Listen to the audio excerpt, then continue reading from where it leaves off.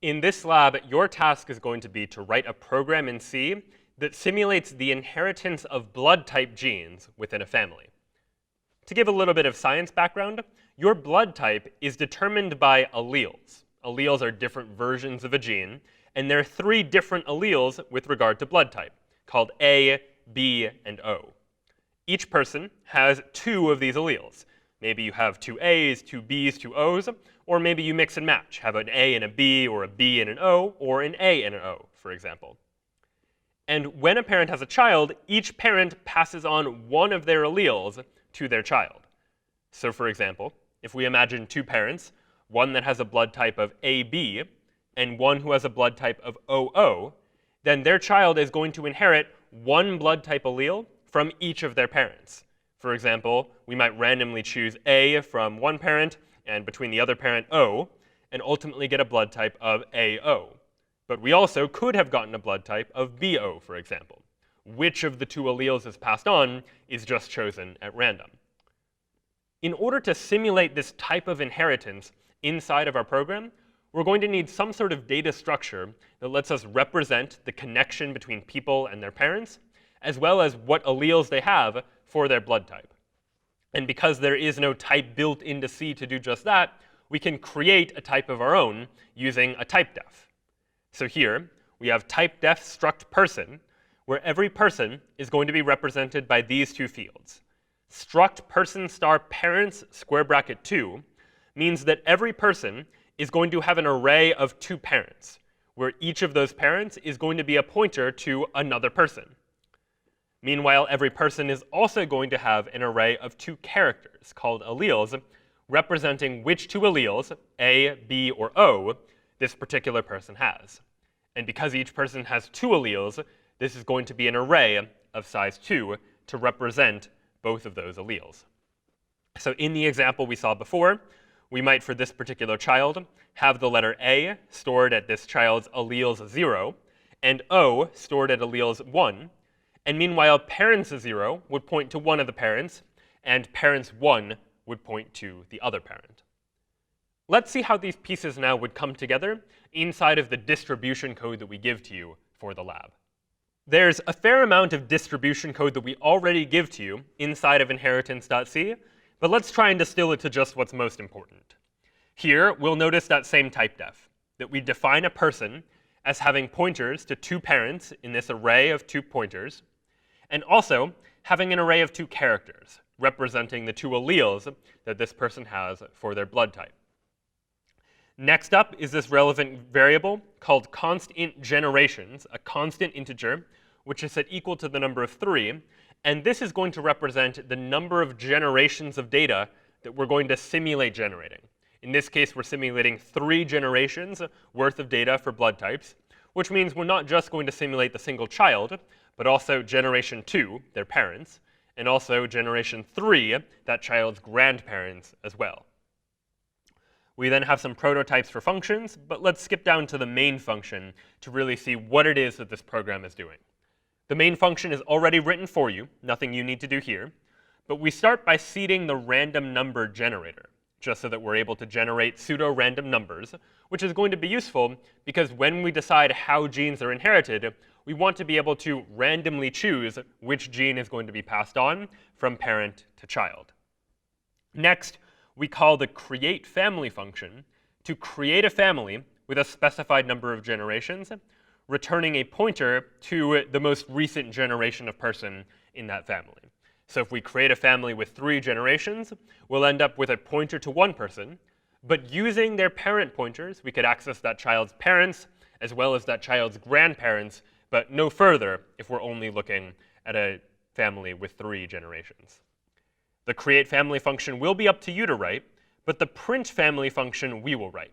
After you've already created a family, we have already written for you a function that will take that family and print them out as a hierarchical family tree, printing out what blood type each of the people in that family has. Finally, you'll write the freeFamily function, which will free all of the memory that you may have allocated in the process of creating this family. Because recall that for each of the people that you want to represent inside of your computer's memory, you'll likely need to allocate memory for them, by using the malloc function to allocate some memory dynamically. But anytime you allocate memory with malloc, you'll also want to free that memory, giving it back to the computer so that it can be used for other purposes. Here then, in the create family function, is going to be what you'll implement, allocating memory for a new person, and then dealing with two possible cases. One, if there are potential parents that this child has that we need to recursively generate, or else if we're just generating a single generation, generating just a single person without any parent data. You'll also then write the free family function, which takes as input a pointer to a person P, and the task for this function is to free P as well as any ancestors of P. So if person P has parents or grandparents or other ancestors as well, you'll want to make sure to free them too. The print family function we've written for you, no need to do anything here. It takes a person and goes ahead and prints out their entire family tree along with their blood types. And this random allele function that we wrote might be helpful for you too. It randomly chooses an allele, A, B, or O, which can be useful if you get to a point where you need to randomly generate an allele to store inside of that alleles array. So with that distribution code in mind, let's then walk through what it is that your program is going to do.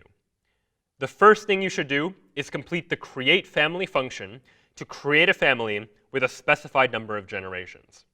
In order to do so, the first thing you should do is allocate memory for a new person, calling malloc, passing in size of person to make sure you have enough memory for a new person, and then you'll use that person to potentially generate ancestors if there are more generations that you need to work with. So if generations is greater than 1, meaning there are more generations that you need to generate, then you'll recursively create those previous generations. What does it mean to recursively create previous generations? Well, if you're trying to create a child that has 2 generations of parents, then you'll recursively call the create family function for each of those parents, where each one of those parents will have 1 generation of parents, and so on and so forth. So if generations is greater than 1, you'll want to recursively create those previous generations, and using the return value you get from those create family functions, you'll update this new person's parents, setting parents 0 equal to the result of 1 recursive call, and setting parents 1 equal to the result of some other recursive call. After you set that person's parents, recall that every person not only has 2 pointers to parents, but also has 2 alleles. So now you'll need to do the actual inheritance step, inheriting 1 allele from each parent at random. So you'll want to inherit the alleles from the parents by looking at one parent's 2 alleles, randomly choosing 1, and setting that as the child's allele 0, and then doing the same with the other parent, looking at their 2 alleles, randomly choosing 1, and using one of those as alleles square bracket 1, so that the child ends up with 2 alleles, 1 inherited from either parent. Otherwise, if generations is equal to 1, that means you're only generating 1 generation worth of family, that is, an individual person with no parents. And if that's the case, then both of the parent pointers should be set to null. And because there's nothing to inherit, because we don't have any data about the parents, you'll go ahead and randomly generate alleles for each of the 2 alleles for this particular person. And recall that in the distribution code, we give to you a function that will randomly generate those alleles. The final step for this lab is going to be to write the free family function to free all of that allocated memory. Recall that every time you called the create family function, you were calling malloc at least once in order to generate data for a new person to allocate memory for that person dynamically inside of the computer's heap. Now, after you've malloced that memory, it's your task at the end of the program to free all of that memory up and give it back to the computer. In order to do so, you'll want to first handle the base case.